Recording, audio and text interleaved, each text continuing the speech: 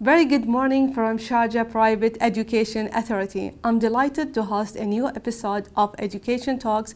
We are looking for the future of education and future of work in the region and in the world. Today, I'm delighted to have with me Professor John Hattie. He is a researcher in education. He is researching and he has interest and includes the indicators, performance indicators, models measurement, and evaluation of learning and teaching. Professor John became known to wider of two very significant books, which are Visible Learning and Visible Learning for Teachers. So we would like to know more about your significant journey in education. Could you please introduce yourself? Well, thank you very much, Fatima, and it's a delight to be here talking to the Sharjah group. I'm based in Melbourne, Australia now. I've recently retired from my job at the University of Melbourne. I'm the chair of the board of a government agency in Australia, and I'm still keeping the researching and the writing and enjoying it. Yeah. In your view, what makes a good employee or a business person in the region or in the world for someone who is in early 20s? I think the biggest change in my education lifetime is looking at what employers are asking for now of our graduates from our high schools, our graduates from our tertiary institutions, universities. Mm-hmm. And they're asking for it now, not in the future, but now. And they are looking very much for social skills, mm-hmm, as well as knowledge. And let me use an example. I'm going to use maths. It could have been English, it could be panel beating, it could be any subject. Mm-hmm. Those who have high math skills and high social skills are very employable. Yeah. And no surprise that those who have low math skills and low social skills are not. Mm-hmm. But what's fascinating is in the middle. Those with higher social skills and lower content, mm-hmm, the employment rate's going up. But those with lower social skills and even high content, mm-hmm, their employment rate's going down. Okay. And the way I interpret that is the employers want graduates who can translate, who can communicate, who can work in teams. And particularly nowadays where the skills of employers and the knowledge is needed is so specific, their argument is we can train the graduates on the content, but if they don't have the teamwork, it is very difficult and we actually don't want those people. Mm-hmm. And so when I look at schools today, Fatima, and I look at how we teach, how we assess, it's still very individualistic based. It's still unbelievably based on knowledge. And we have all these debates about knowledge and curricula. But when I walk into a school, and I walked into one in Sharjah yesterday, mm-hmm, I saw students sitting in groups, mm-hmm, working alone. If I walked into particularly high stakes exams, I'd see students working by themselves. We're not making them employable. Mm-hmm. Now I'm greedy. I want both. I want the rich knowledge. I want the understanding. But unless we start working from the very early days of teaching students to work in teams, work across cultures. And I see in many countries where we separate out cultures and think, well, that's not what the employers want. They want them to work across cultures. They want a cross difference. And I want to see that reflected in the classroom. I want to see that reflected in the assessments. I want students to build that teamwork. And I think that's what we really need to focus on. Nothing wrong with knowledge, but without that ability to work in teams, and in my jargon, that ability to collectively work together, we're not doing our graduates any advantages now, let alone in the where it'll even be more in demand. Perfect. So what are the skills or attributes for our critical? Well, I think the key aspect of working in teams, mm-hmm, is social sensitivity, the ability to stand in another person's shoes, for me to stand in your shoes and understand what you're saying and how you're saying it. Yeah. It requires me to be a very good listener. Mm. We teach our students to be good talkers, great. Yep. But to what degree am I listening to you, Fatima, and to what degree am I communicating to you, mm-hmm, that I've listened to you? Yep. And I think the other part of it is turn-taking. Mm-hmm. And this is a really interesting skill, both in staff rooms and classrooms and workplaces. Mm-hmm. Do I just wait for you to stop talking so I can talk? Or do I generally involved in turn-taking? And so these are some of the critical skills of the teamwork. Now, of course, if you have the knowledge, you're going to be more involved, yep, in that teamwork. Mm-hmm. So it's both, not just one or the other. Yeah. How about what will make a good person or good business person and a good employee in 10 years in the UAE or around the world who are in starting 20s, in early 20s? Yeah. And following up, obviously, the ability to work in teams, to translate. But it also is, we certainly amplified this during COVID. Mm-hmm. It's that respect for self and respect for others. Yep. Is a really key part, and obviously that's key when you work in teams.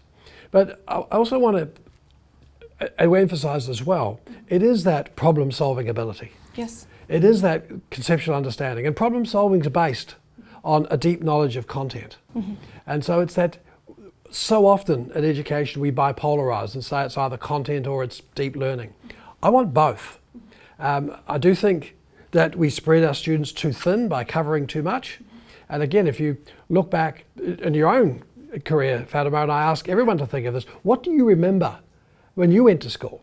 It's probably the activities that you got really down and deep into. And I think we need a lot more of that, and we don't need as much coverage. And for example, can you remember what you were taught in social studies and English when you were 10? I bet every teacher of 10-year-olds would say it's critical that they cover this whole content. Yep. It's actually not. And I look in this part of the world where you have so many different curricula that are competing with each other across the system, and it doesn't make sense to me.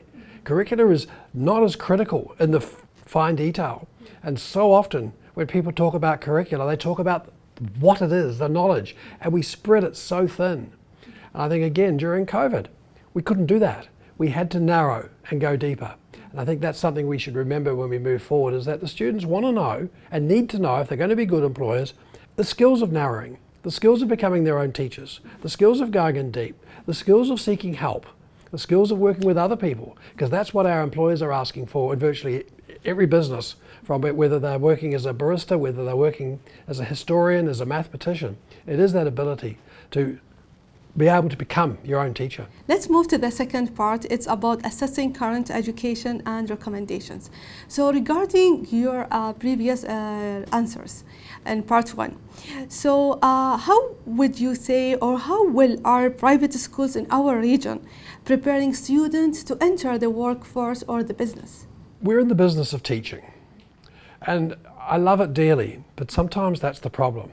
All our discussion is about how we teach better, what it is we teach, how do we know we're doing a good job.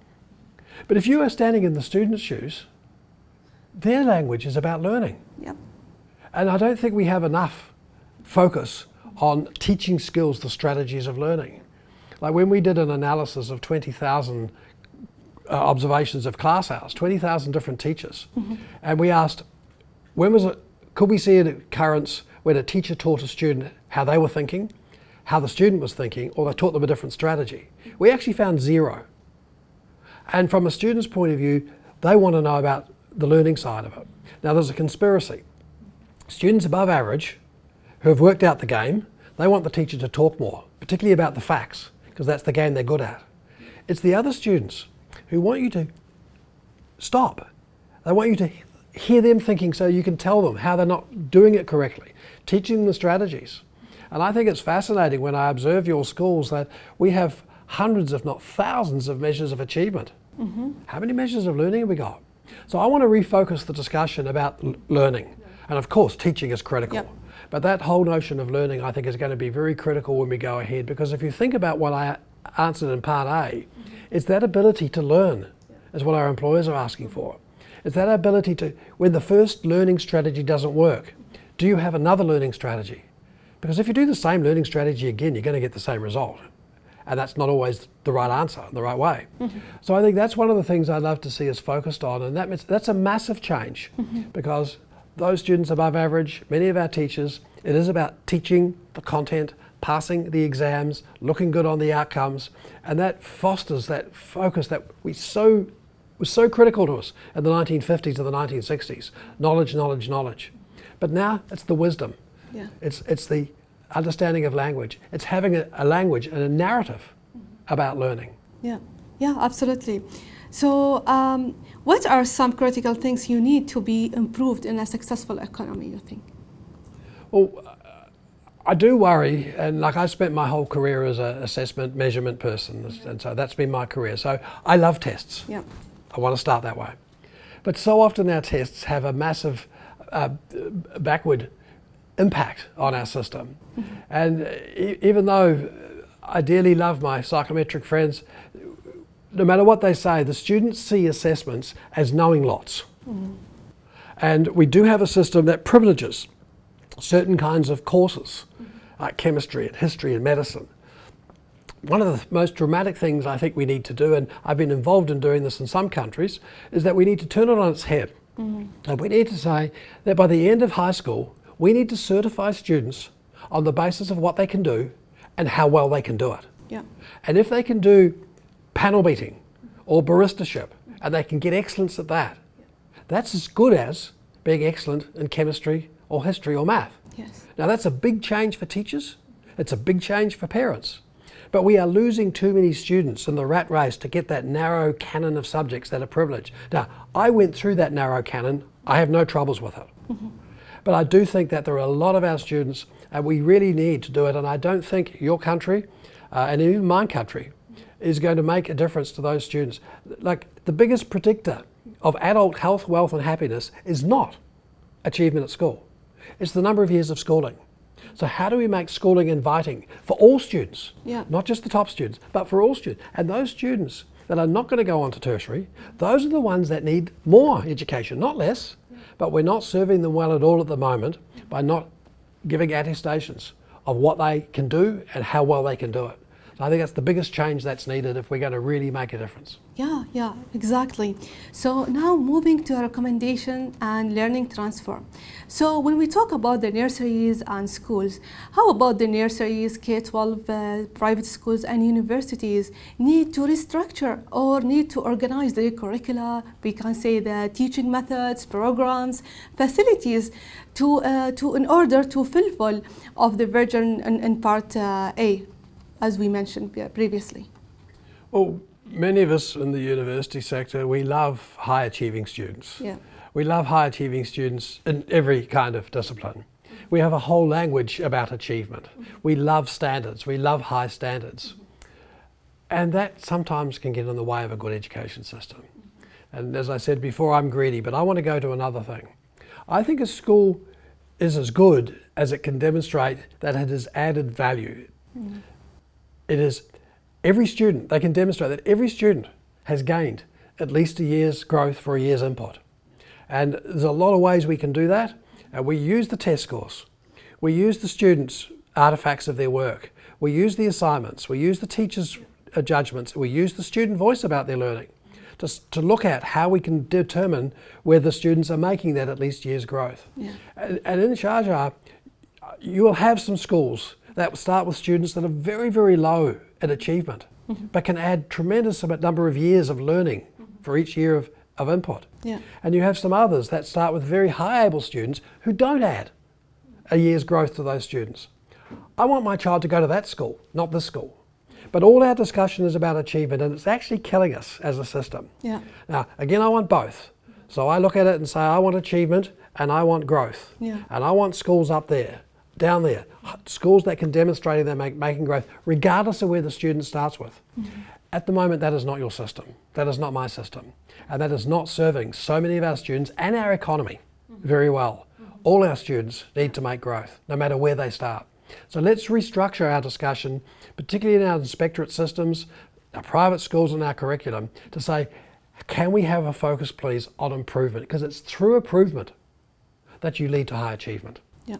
If you had the ear of the government leader, how could you write or rewrite the education system for the country? As we can say, what the top things comes to your mind, or what do you suggest to transform the nurseries or the schools? Look, when I look at the research I've done based on around 300 to 400 million students, one thing comes out very, very strong.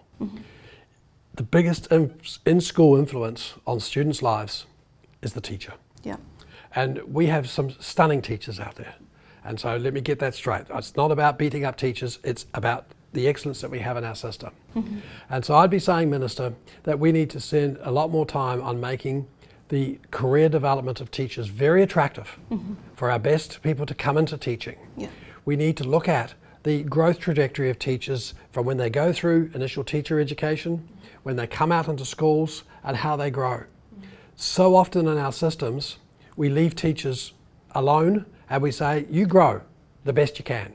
We put in professional development and we say, you grow as best as you can, and that's not good enough.